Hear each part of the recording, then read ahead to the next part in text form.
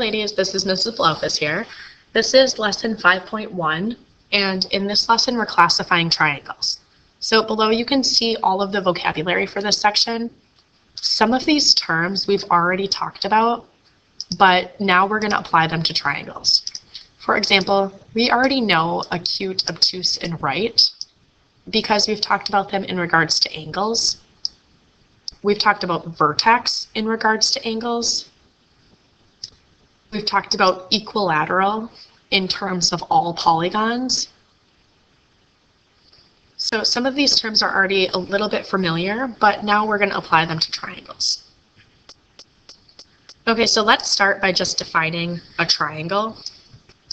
And a triangle is a figure formed when three non-collinear points are connected by segments. So here you can see a triangle. Okay, the three non-collinear points, we call those the vertices. So a vertex is a point where two sides of the triangle meet.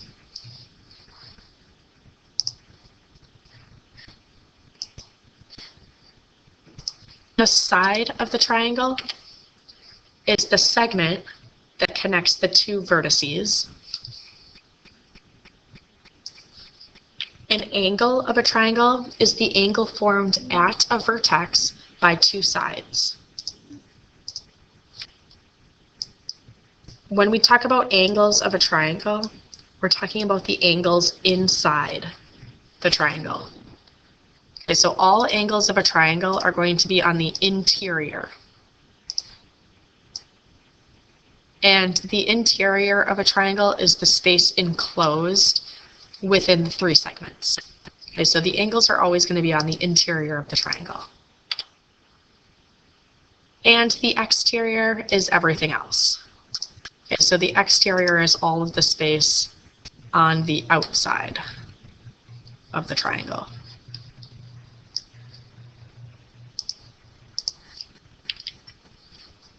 When we classify triangles, we look at two distinct parts of the triangle. So we can classify triangles either by the sides or by the angles. This means that each triangle has two classifications, one that classifies its sides and another that classifies its angles.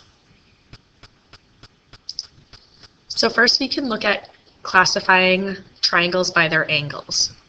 We have three classifications for this. One is acute, one is obtuse, and the last one is right. So when we classify a triangle by its angles and it falls into the acute classification, that means that all three angles of the triangle are less than 90 degrees. When a triangle is obtuse, that means that just one of the angles must be greater than 90 degrees. In an obtuse triangle, you can only have one obtuse angle. If you have more than one obtuse angle, the figure that you form will not be a triangle. So to have an obtuse classification, all you need is to know that one angle is greater than 90 degrees. And lastly, if a triangle is a right triangle, then that means that only one of the angles of the triangle is equal to 90 degrees. As you start to draw these triangles, you'll see why in an obtuse and right triangle, why there's only one angle that can be 90 degrees or one angle that can be greater than 90 degrees. And it's a theorem that we're going to talk about in the next lesson, but it's called the triangle sum theorem. Okay, and this theorem says that all three angles of a triangle add up to equal 180 degrees. Okay, so just in logistically thinking about this, you can only have one angle within that triangle that's equal to 90 degrees or larger than 90 degrees. The second way we classify triangles is by their sides, and there are three classifications in regards to the sides of the triangle. A scalene triangle has three sides that are different lengths. So an example of a scalene triangle and how we would mark this triangle scalene. In just sketching it out, I might have a triangle like this, where this is one length, this side is another length, and this side is a third length. I can see by my markings that all three sides are different lengths. In an isosceles triangle, there are at least two sides that are congruent. So in looking at an isosceles triangle, I might have something that looks like this. And to mark it isosceles,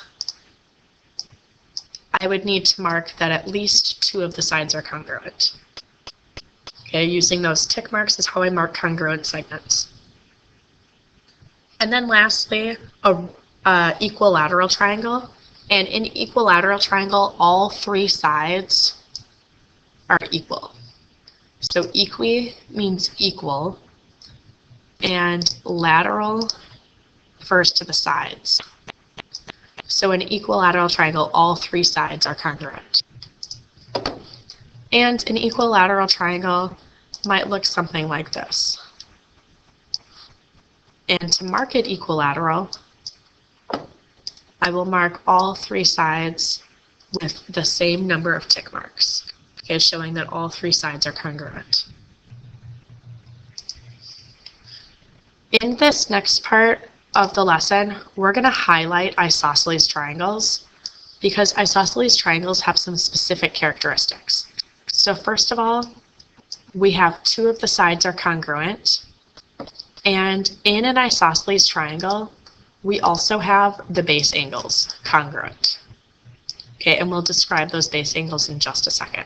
But an isosceles triangle has two congruent sides by definition, and we have a theorem that says the base angles of an isosceles triangle are congruent. So let's look at all of the parts of an isosceles triangle first.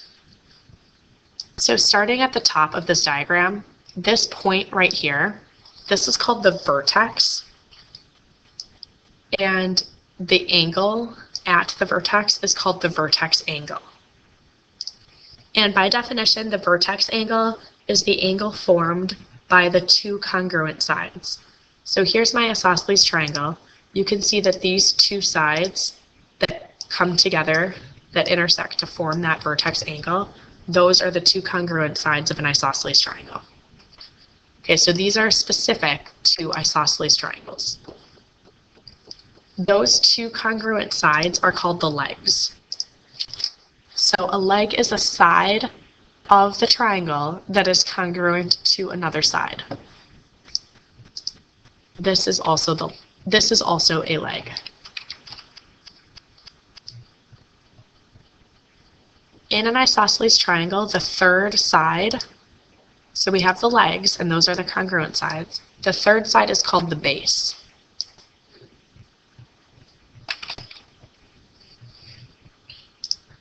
And the base of the triangle, the base of an isosceles triangle, is the side opposite of the vertex angle. When we say opposite, we mean that this is the side that does not touch the vertex angle. Okay, so if this is the vertex angle, the two sides that touch it are the legs. The base does not touch that vertex angle. The base touches these two angles, and these two angles are called the base angles. And a base angle is the angle formed by the base and a leg. Something important to know, and this is specific to isosceles triangles because if it's not an isosceles triangle, it doesn't have a base angle. So in an isosceles triangle, base angles are congruent. So that means whatever this angle is, this angle is going to be the same. So that's why when I draw or when I sketch an isosceles obtuse triangle, the vertex angle has to be the angle that's obtuse. If I sketch an isosceles right triangle, the vertex angle has to be the right angle. All right, let's look at classifying some of these triangles. So we're going to classify it first by side and then by angle. So looking at this first triangle and looking at its sides, I have these two sides that are marked congruent. You can also see that these two base angles are also congruent. So in classifying it by sides, I know it's an isosceles triangle. In looking at its angles, I see one 90-degree angle, which means it's a right triangle. All right, let's look at the second one. In the second one, I see 3 acute angles and 3 congruent sides. So I can classify this by its sides, meaning it's an equilateral triangle because all 3 sides are congruent, and all 3 angles are less than 90 degrees, which means it's an acute triangle. Looking at triangle XYZ, I see 2 acute angles and 1 obtuse angle. Now I don't see that any of the sides are marked congruent, but I do see that all of the angles are different angle measures. And if it was isosceles, we would have 2 angles that are the same. So since I don't have 2 angles that are the same, I know that there are not 2 sides that are the same. So that means it has to be scalene. And looking at the angles, since I see 1 obtuse angle, that means it's an obtuse triangle. And then lastly, looking at the angle measures, I have 3 different angle measures. Okay, that means it's not isosceles, because if it was isosceles, 2 of the angle measures would be the same. So I have 3 different angle measures, and one of them is a right angle. Okay, angle L is a right angle. So I know that it's scalene, and I know that it's right. All right, let's look at our last example. And in this example 2, we have a isosceles triangle. Okay, so it says AB and AC are the legs.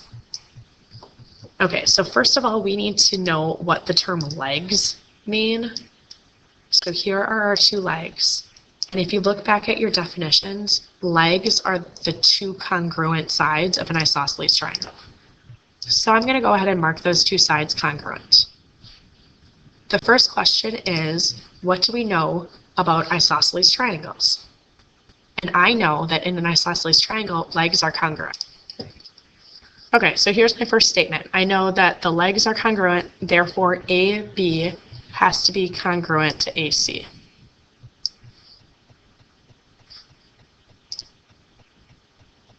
The second question is, what equation can we use to solve for x? Our end goal here is to find the length of each side. In order to find the length of each side, I need to solve for x. Okay, so let's write an equation to solve for x. I know that 5x minus 7 is the length of AB, and I know that 23 is the length of AC, and I know that AB is congruent to AC. So I can write an equation that 5x minus 7 is equal to 23. And now I can solve this equation. I'm going to add 7 to both sides, and I get 5x is equal to 30. And then I can divide both sides by 5, and I get x is equal to 6. Now, that's not the question. The question is not solve for x. The question is find the length of each side. So I already know AC is 23, and I know that AB is congruent to AC. Therefore, I know that AB is 23. I also know that BC is 3 times x minus 5, and I know that x is 6. So I can substitute 6 in for x, and I get BC is equal to 3 times 6 minus 5. And therefore, I get BC is equal to 13. So that is the entire lesson for 5.1. So please jot down any notes or questions you have, and we can go over them next time I see you in class. Thank you.